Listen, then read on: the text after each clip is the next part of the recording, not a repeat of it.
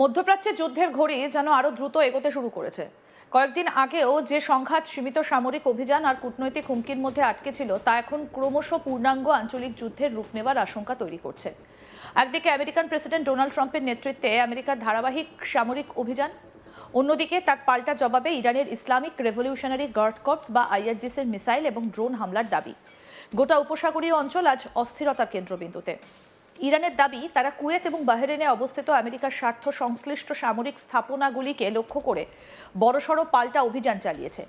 আইআরজিসির বক্তব্য অনুযায়ী এই অভিযানে মোট 18টা গুরুত্বপূর্ণ আমেরিকার সামরিক স্থাপনা লক্ষ্যবস্তু করা হয়েছে। যদিও এই দাবির সম্পূর্ণ স্বাধীন যাচাই এখনো সামনে আসেনি, তবুও ঘটনাটা মধ্যপ্রাচ্যের বর্তমান পরিস্থিতিকে নতুন মাত্রা দিয়েছে। সবথেকে গুরুত্বপূর্ণ বিষয় হলো এই সংঘাত এখন আর শুধু ইরান এবং আমেরিকার মধ্যে সীমাবদ্ধ নেই। কুয়েত, বাহরেইন, জর্ডন, উপসাগরীয় সমুদ্রপথ, আন্তর্জাতিক তেল বাণিজ্য সবকিছুই এই সংঘাতের সঙ্গে জড়িয়ে পড়ছে। ফলে যুদ্ধের অভিঘাত শুধু যুদ্ধক্ষেত্রে নয়, বিশ্ব অর্থনীতির ওপরও পড়তে শুরু করেছে। ইরানের অভিযোগ,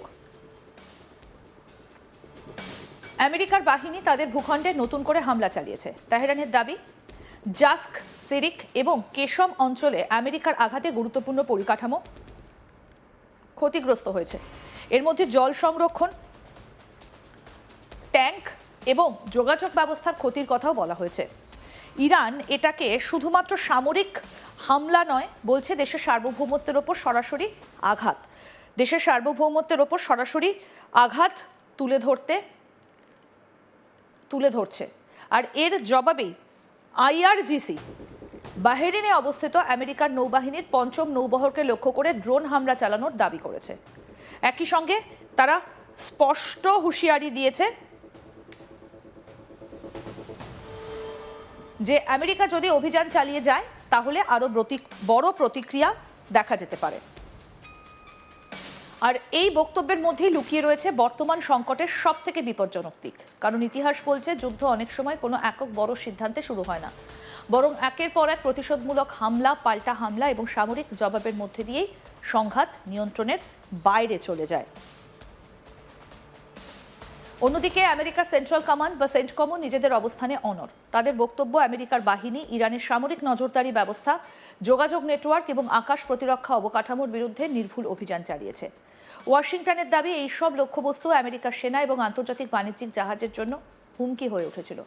আমেরিকার এই অবস্থান থেকে একটা বিষয় পরিষ্কার, ট্রাম্প প্রশাসন এখন ইরানের বিরুদ্ধে শুধু প্রতিরক্ষামূলক অবস্থানে নেই, বরং সক্রিয়ভাবে সামরিক চাপ বাড়ানোর কৌশল নিয়েছে। কিন্তু প্রশ্ন হচ্ছে, এই কৌশল কি সফল হবে?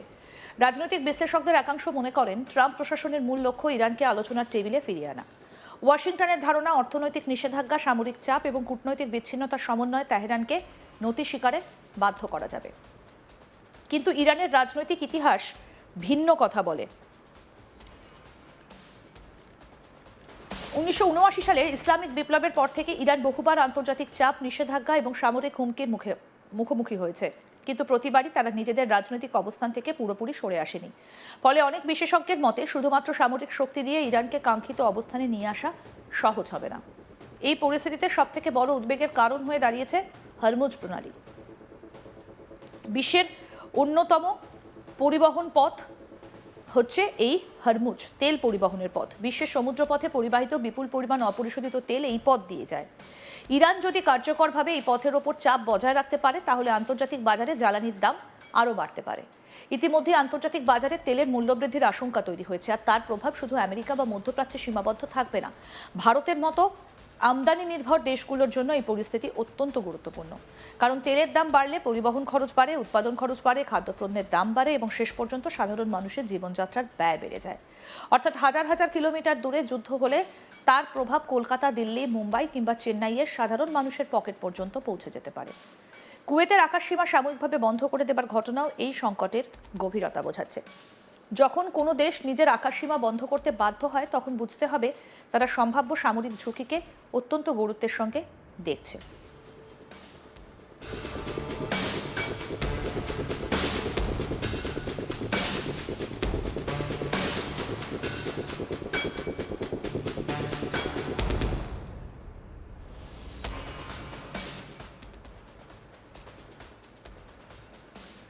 বাহরিনে সতর্কতা জারি করা হয়েছে, সাধারণ মানুষকে নিরাপদ স্থানে আশ্রয় নেবার পরামর্শ দেওয়া হয়েছে। এই ধরনের পদক্ষেপ সাধারণত তখনই নেওয়া হয় যখন সরকার সম্ভাব্য হামলার আশঙ্কাকে বাস্তব বলে মনে করে। এই পুরো সংঘাতের আরেকটা বড় দিক হলো এর রাজনৈতিক প্রভাব। ডোনাল্ড ট্রাম্প বরাবরই শক্তিশালী আমেরিকার বার্তা দিতে পছন্দ করেন। তার রাজনৈতিক দর্শনের কেন্দ্রে রয়েছে কঠোর অবস্থান, দ্রুত প্রতিক্রিয়া এবং সামরিক শক্তির প্রদর্শন। ফলে ইরান প্রশ্নে তিনি নরম হবেন এমন আশা অনেকেই করেন না। কিন্তু একই সঙ্গে একটা বাস্তবতাও রয়েছে। আমেরিকার জনগণ দীর্ঘদিনের বিদেশি যুদ্ধে ক্লান্ত। আফগানিস্তান, ইরাক এবং সিরিয়ার অভিজ্ঞতা এখনও আমেরিকার রাজনীতিতে বড় বিষয়। ফলে যদি এই সংঘাত দীর্ঘস্থায়ী যুদ্ধে পরিণত হয়, তাহলে তার রাজনৈতিক মূল্যও ট্রাম্পকে দিতে হতে পারে। অন্যদিকে ইরানের নেতৃত্বও জানে যে সরাসরি আমেরিকার সঙ্গে পূর্ণাঙ্গ যুদ্ধে জড়িয়ে পড়া তাদের পক্ষে অত্যন্ত ঝুঁকিপূর্ণ।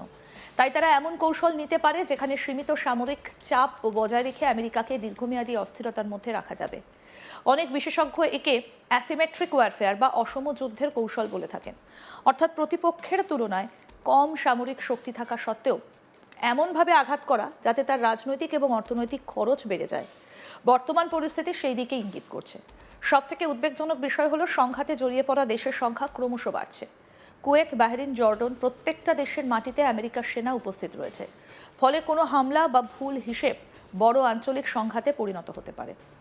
ইতিহাসে বহুবার দেখা গিয়েছে যুদ্ধ শুরু করা সহজ হলেও শেষ করা কঠিন, বিশেষ করে যখন একাধিক দেশ, একাধিক সামরিক জোট এবং বৈশ্বিক অর্থনীতির স্বার্থ জড়িয়ে থাকে। আর মধ্যপ্রাচ্য সেই সংকটজনক মোড়েই এখন দাঁড়িয়ে রয়েছে।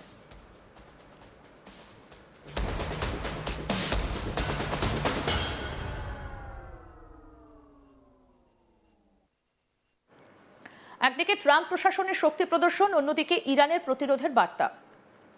একদিকে বোমা ও মিসাইল, অন্যদিকে কূটনীতির ব্যর্থতা। সব মিলিয়ে পরিস্থিতি এমন জায়গায় পৌঁছেছে যেখানে একটা ভুল সিদ্ধান্ত, একটা ভুল আক্রমণ অথবা একটা ভুল হিসেব গোটা অঞ্চলকে আরো বড় সংঘাতের দিকে ঠেলে দিতে পারে। আর সেই কারণেই আজ শুধু মধ্যপ্রাচ্য নয়, গোটা বিশ্ব উদ্বেগ নিয়ে তাকিয়ে আছে এই যুদ্ধের দিকে। কারণ এই সংঘাতের ফল শুধু যুদ্ধক্ষেত্রে নির্ধারিত হবে না, এর প্রভাব পড়বে আন্তর্জাতিক রাজনীতি, বিশ্ব অর্থনীতি, জ্বালানি নিরাপত্তা এবং কোটি কোটি সাধারণ মানুষের জীবনের ওপর। এখন প্রশ্ন একটাই, আগামী কয়েকদিনে কি কূটনীতি আবার যুদ্ধকে থামাতে পারবে, নাকি মধ্যপ্রাচ্য আরো গভীর অস্থিরতার দিকে এগিয়ে যাবে? সেই উত্তরই নির্ধারণ করবে আগামী দিনের বিশ্ব রাজনীতির গতিপথ।